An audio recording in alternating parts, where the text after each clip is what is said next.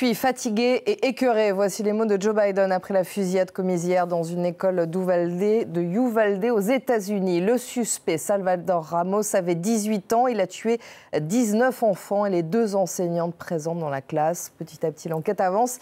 Il avait apparemment envoyé des messages privés sur Facebook pour annoncer à quelqu'un ce qu'il allait faire. Pour en parler, nous retrouvons notre envoyé spécial à Uvalde, Pierrick Laurent. Pierrick, bonjour. Est-ce qu'on en sait un peu plus sur le profil du tueur ?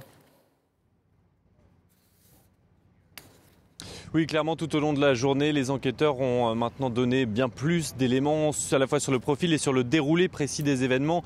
Vous l'avez dit, c'est un jeune homme de 18 ans, Salvador Ramos, qui avait clairement des problèmes à la fois dans sa vie sociale. Il était déscolarisé. C'est un enfant qui a souvent été moqué visiblement par ses camarades de classe.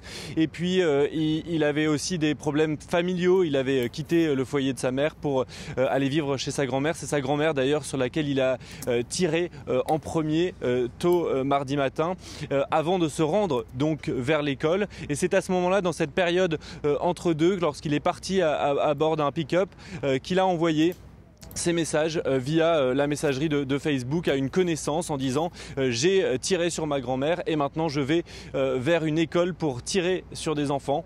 C'est ce qu'il a donc fait sur l'école qui se trouve derrière moi. Vous le voyez, l'émotion est encore très forte, hein.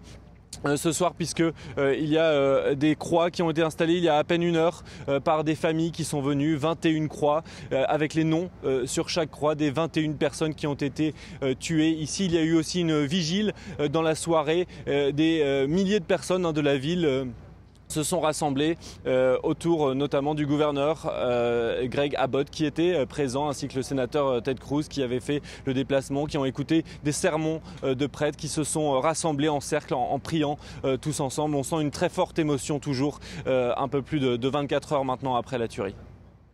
Pierrick, de nombreux démocrates affichent une fois de plus leur désespoir et leur colère également face au lobby des armes et tentent de se faire entendre. Est-ce qu'ils peuvent réussir à faire bouger les choses ?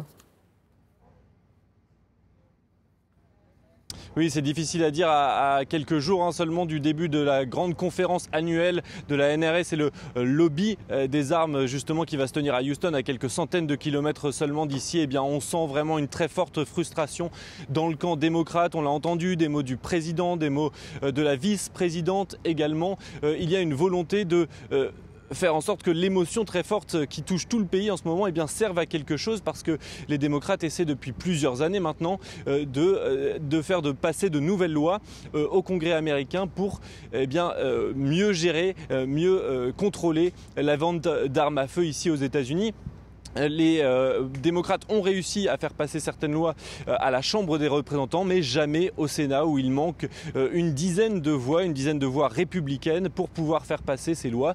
Il y a donc une pression très forte sur les républicains, mais on voit bien que dans le camp républicain, ce sont toujours les mêmes arguments qui reviennent, que le problème ce n'est pas tant les armes à feu que ceux qui y ont accès, et que donc là c'était un cas isolé d'un enfant perturbé.